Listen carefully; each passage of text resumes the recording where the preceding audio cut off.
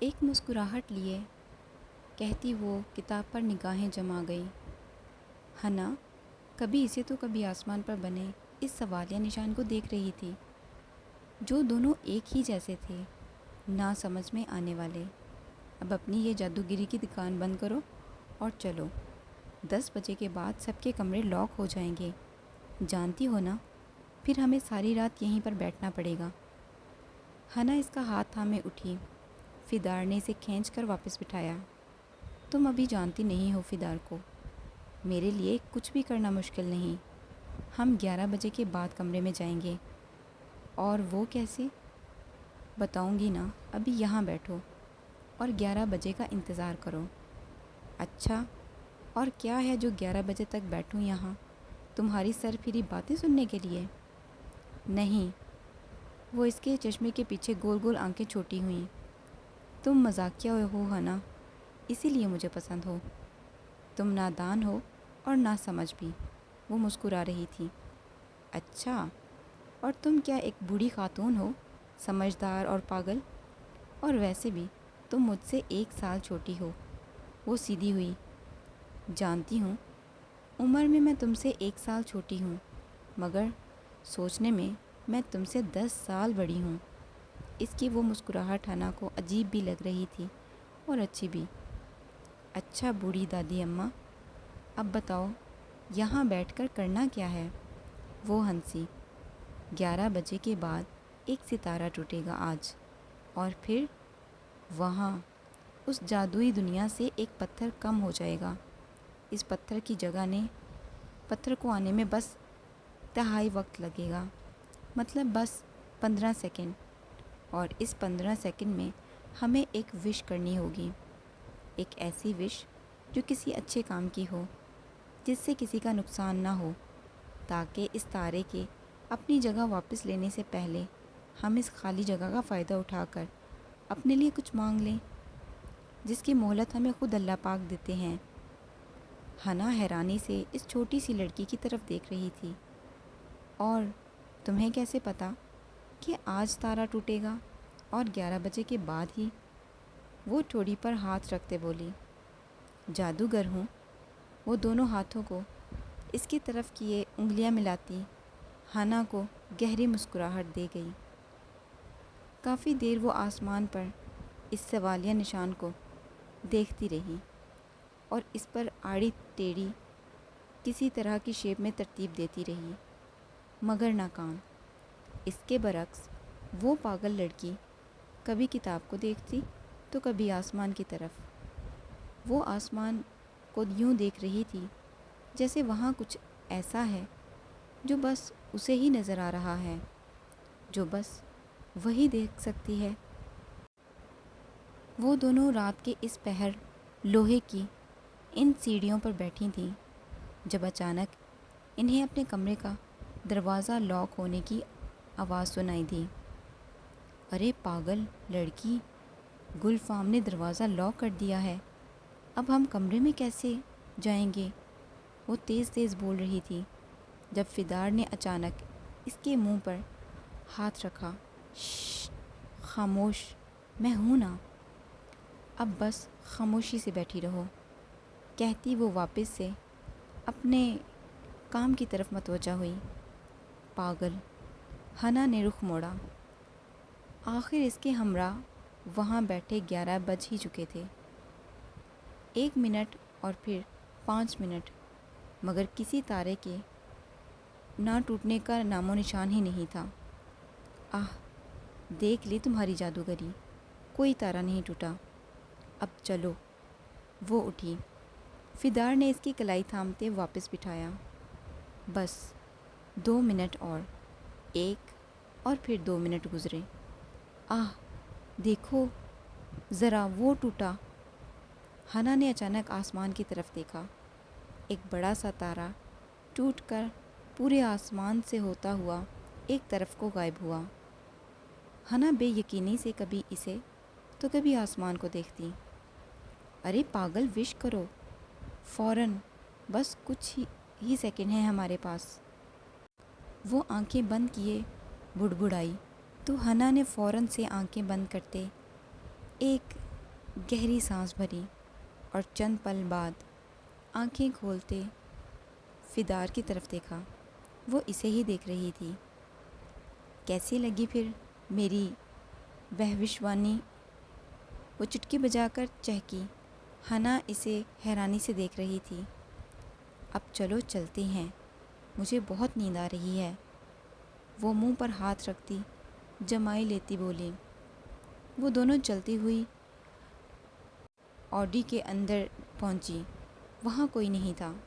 ظاہر تھا رات کے اس پہر بھلا ان دو پاگل لڑکیوں کے علاوہ کوئی بچہ نکل سکتا تھا، اور ہر الٹا کام پہلی فرصت میں کرنا تو فدار کی پہچان تھی۔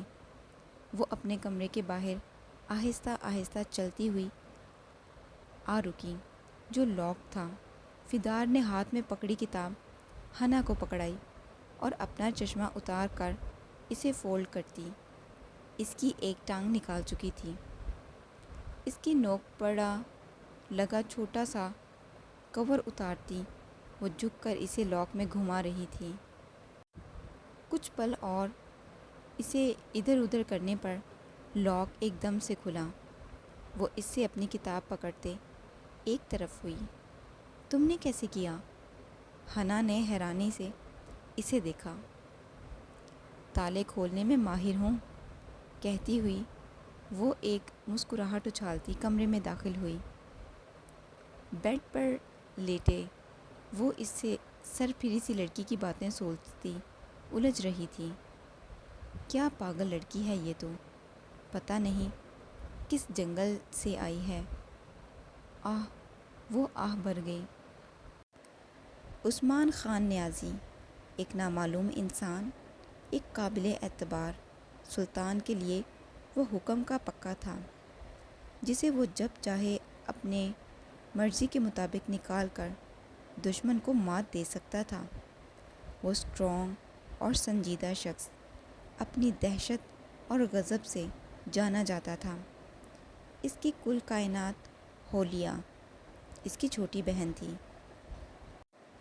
اسے محفوظ رکھنے کے لیے وہ کچھ بھی کر سکتا تھا۔ بہت چھوٹی عمر میں ہی اپنے سب عزیز کھونے والا وہ سنجیدہ شخص مسکرانا نہیں جانتا تھا۔ اس نیلی آنکھوں والی ایک عام سی لڑکی کو محفوظ رکھنے کے لیے وہ اس سے آزادی چھین چکا تھا، جس میں شاید اسی کی بھلائی تھی۔ یگیت الپ نے ایک نگاہ چاروں طرف دوڑائی۔ وہ ہاتھ میں کچھ فائلز تھامے عثمان بے کے کمرے کی طرف بڑھا۔ اس کے اندر داخل ہونے سے قبل ہی ایک لمبا چوڑا گنجا آدمی ایک دم اس کے سامنے نمودار ہوا۔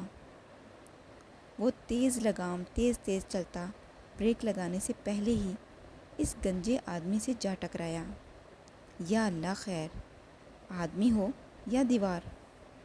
اس سے فاصلے پر ہوتے یگیت نے ایک بھرپور نگاہ اس پر دوڑائی۔ آپ یہاں نہیں جا سکتے سر، وہ دونوں ہاتھ کمر پر باندھے عاجزی سے بولا۔ اور یہاں نہ جانے کی وجہ؟ مجھے تمہارے اس باس سے کچھ کام ہے۔ ذرا ہٹو۔ یگیت نے اسے ہاتھ سے ہٹنے کا اشارہ کیا۔ معذرت سر، مگر بڑے صاحب کا کمرہ اس طرف ہے۔ یہ مس حولیہ کا کمرہ ہے، آپ جا سکتے ہیں، وہ بنا کسی ایکسپریشن سے بولا۔ اور یگیت نے ایک نگاہ اس کمرے پر دوڑائی۔ اچھا، تو یہ اس چڑیل کا کمرہ ہے۔ اوہ اوکے۔ ایک نگاہ دیکھتا وہ پیر پٹکتا وہاں سے جا چکا تھا۔ ڈھیر سارے پھولوں کے حالے میں وہ نیلی ڈائری ہاتھ میں تھامے بیٹھی تھی۔ کتاب سے نگاہ ہٹاتی وہ آسمان پر ٹکا گئی۔ شام کا وقت، پرسکون ہوا، سرد موسم اور اپنے گھر کو لوٹتے وہ آزاد پرندے۔ اس کھلے آسمان پر بہت سے پرندوں کی ایک قطار مغرب کی اور اڑتی ہوئی جا رہی تھی۔ وہ انہیں دیکھ کر مسکرائی۔ وہ آزاد تھے۔ وہ اپنے پر پھیلائے ہوئے ہواؤں میں اڑنے والے بے فکر سے پرندے، انہیں کسی کا ڈر نہیں، وہ بس اپنے خوبصورت پر پھیلاتے ہیں اور جہاں بھی ان کا دل چاہے وہ مڑ جاتے ہیں۔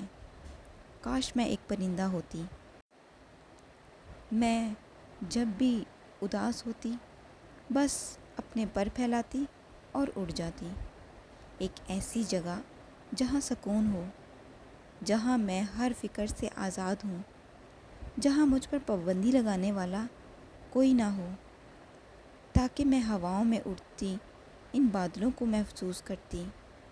کاش میں ایک پرندہ ہوتی۔ نیلی ڈائری کے اس تیسرے پتے پر وہ یہ تحریر لکھتی، کچھ آبدیدہ سی ہو گئی۔ وہ بہت گہری نگاہ سے آسمان کو تک رہی تھی۔ وہ پینٹ کی جیبوں میں ہاتھ ڈالے بہت غور سے اس کی نیلی آنکھوں میں جھانک رہا تھا۔ وہاں کچھ تھا، کچھ الگ، جو نہ چاہتے ہوئے بھی اسے بھٹکا رہا تھا۔ آخر کو اپنی بھٹکم بھٹکی دور کرنے وہ چلتا ہوا اس کے قریب سے گزرتا سامنے لگے ٹیولپس کو چھو رہا تھا۔ ایک پل کو آسمان سے نگاہ ہٹاتی وہ اپنی نیلی آنکھوں سے وہ سمندر صاف کرتی ایک تیکھی نگاہ اس پر دوڑا گئی۔ تم یہاں کیا کر رہے ہو؟ میں نے تمہیں منع کیا تھا نا یہاں آنے سے۔ وہ اپنی ڈائری ایک طرف رکھتی اس سے کچھ ہی فاصلے پر جا کھڑی ہوئی۔ میں نے بھی کہا تھا مجھے یہاں آنے سے کوئی نہیں روک سکتا۔ وہ کندھے اچکا کر بولا، یہ میرا گھر ہے مسٹر ایپل، یہاں وہ ہوگا جو میں چاہوں گی، سمجھے؟ اب نکلو یہاں سے۔ وہ اپنی انگلی گھماتی بولی، کیا یہ واقعی تمہارا گھر ہے؟ یگیت نے آئی برو اچکاتے کہا۔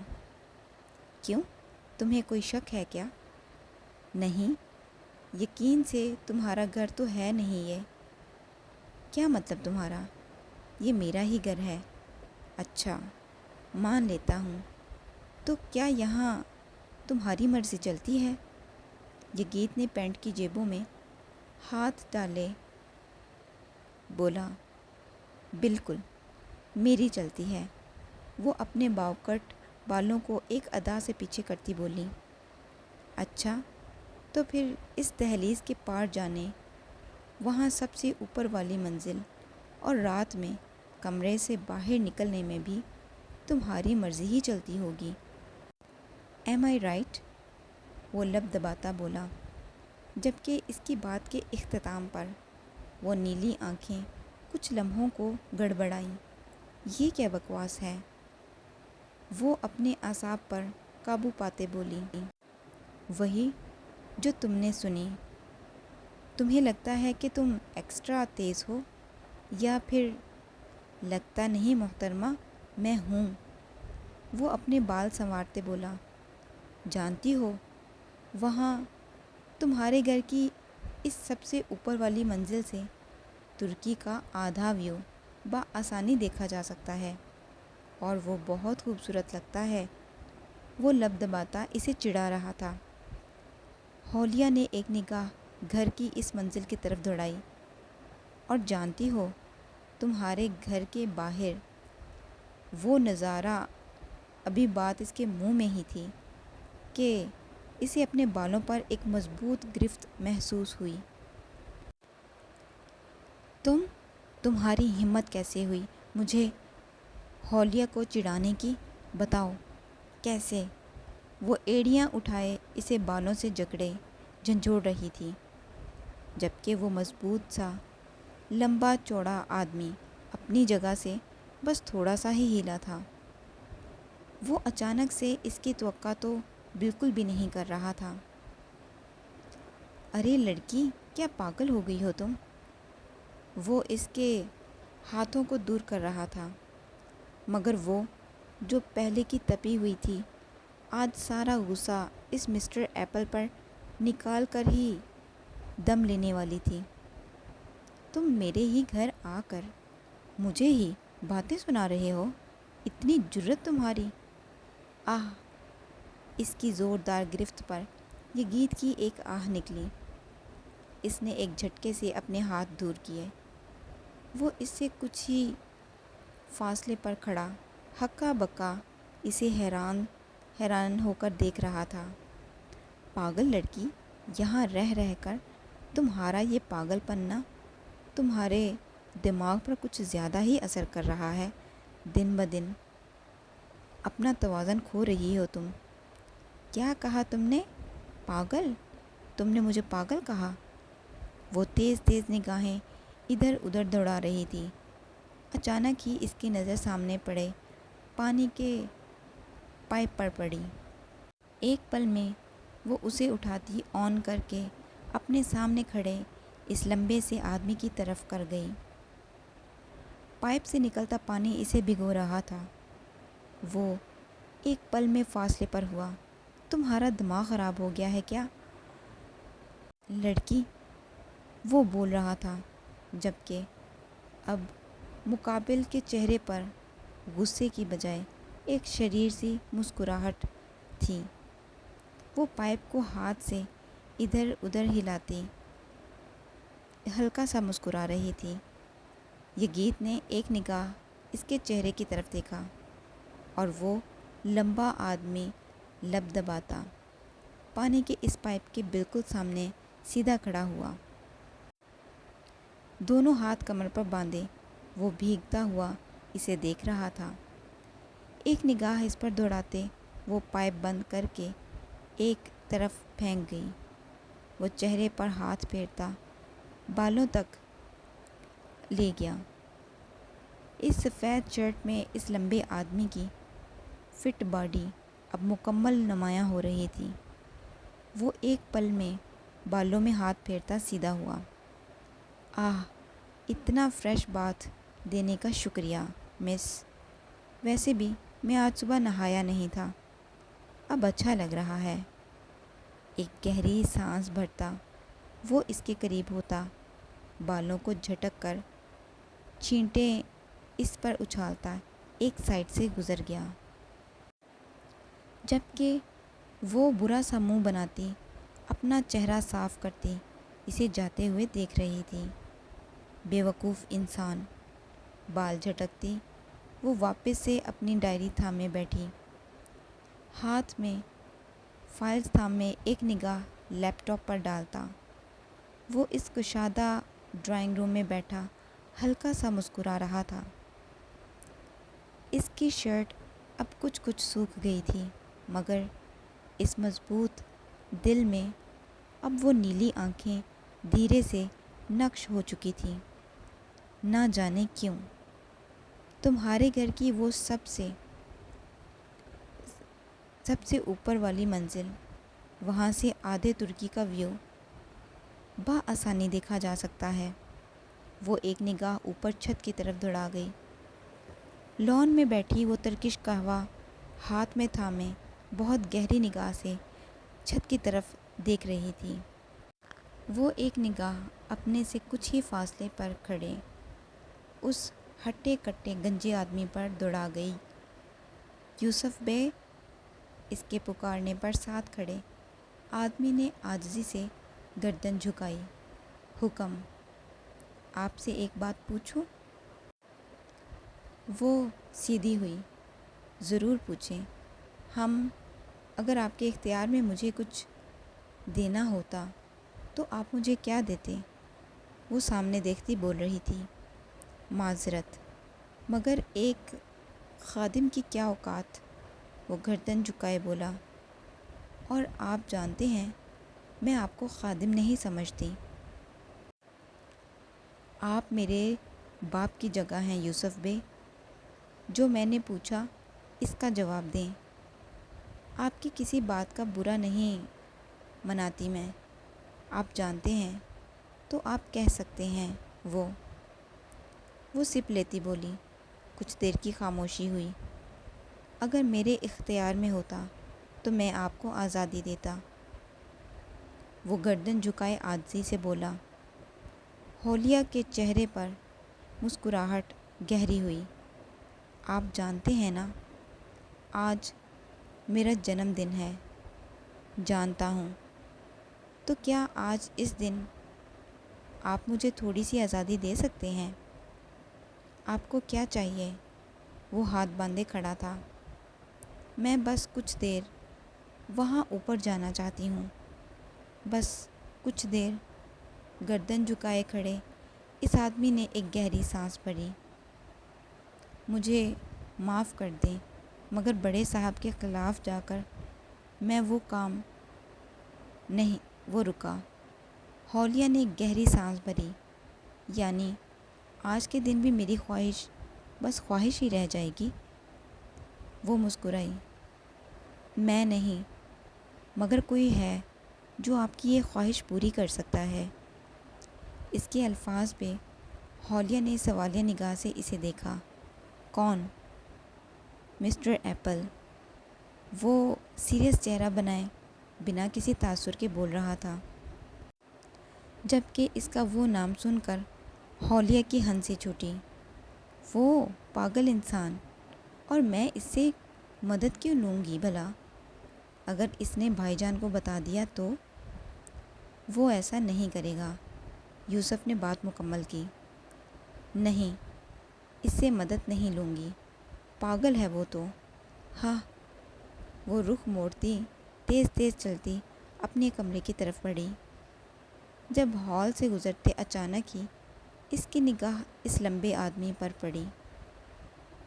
وہ کانوں میں ہیڈ فون لگائے صوفے پر جوتوں سمیت لیٹا پاؤں کو حرکت دے رہا تھا۔